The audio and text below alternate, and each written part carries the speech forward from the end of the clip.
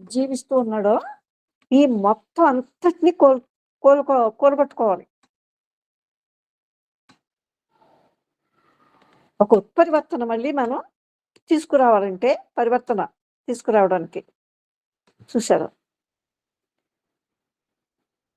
అలాగే సామాజిక విధానంలో ఒక మార్పు కూడా తీసుకురావటం.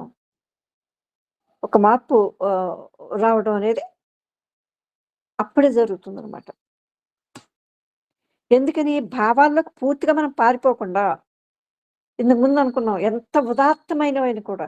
అట్లాంటి భావాల్లోకి మనం పారిపోకుండా, పూర్తిగా ఎప్పుడైతే ఆగిపోయామో చూసారా? అప్పుడే ఈ మానవ కణం మారిపోతుందనమాట. ఆ కణం ఉత్పరివర్తన చెందుతుందక్కడ. ఎందుకంటే మనం పెరిగిన వాతావరణం, పరిసరాలు చూసారా? ఆ సంప్రదాయం, ఆ భగవంతుడు అనే భావం మీద ఆధారపడి ఉంది.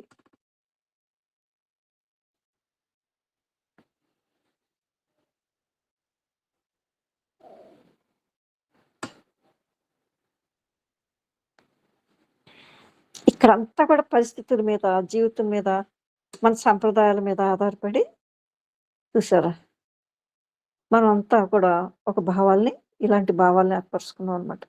ఈ పరిస్థితుల నుండి కావచ్చు, ఈ సమాజం నుండి కావచ్చు, మనల్ని మనం ఇప్పుడు మనమే విడుదల చేసుకోవాలి. అంటే మీ పట్ల మీరు బాధ్యత కలిగి ఉండాలి. ఎందుకంటే మీరే పాడు చేశారు కాబట్టి. మళ్ళీ దానిలో మార్పు రావాలి. ఉత్పరివర్తన రావాలి. ఆ బండబారిపోయిన కణం మళ్ళీ మారాలి. ఎప్పుడైతే మీకు ఇది తెలిసిందో, ఇప్పుడు మనం చెప్పుకున్నంత మీ అంతట మీరు తెలుసుకున్నారు ఇలా అని, ఇక్కడ ఒక స్వేచ్ఛ ఉంటుందనమాట. ఈ స్వేచ్ఛలో ఆ పరమ సత్యం ఏమిటో, అంటే ఆ దైవం ఏమిటో తెలుసుకోవటం సాధ్యమవుతుందనమాట. అంటే కేవలం భగవంతుడనే భావం లేదు. ఆ భావాన్ని కూడా దాటి వెళ్ళిపోయారనమాట మీరు. ఇది మీకు అర్థమవుతుందా? మనం భగవంతుడనే భావంలోకి పారిపోవటం ఆ భావంలోకి పారిపోవటం వల్ల ఏమవుతుంది?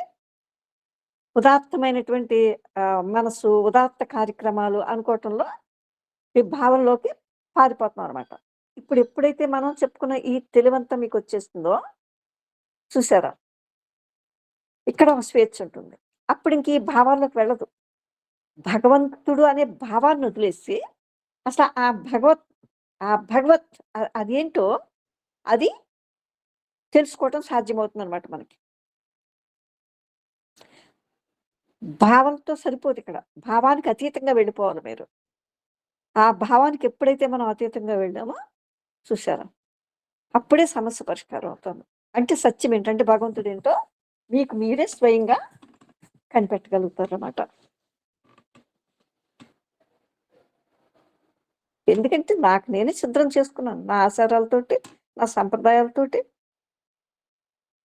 నా ఉదాత్త భావాలతోటి, నా త్యాగాలతోటి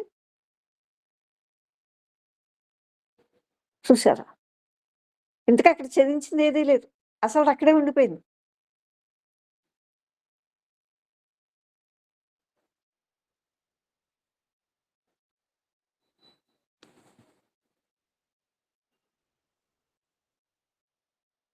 ఈ భావాల్లోకి వెళ్ళటం వల్ల సమస్య ఎంత మాత్రం పరిష్కారం కాదు. ఇది మనం తెలుసుకోవాలి.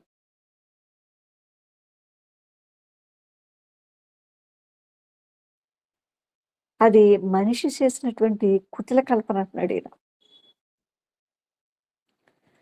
ఆ భావాన్నే తయారు చేసుకున్నాం మనం. చూసారా? దీన్నెలా కప్పేస్తున్నామో తెలుసా? దేంటో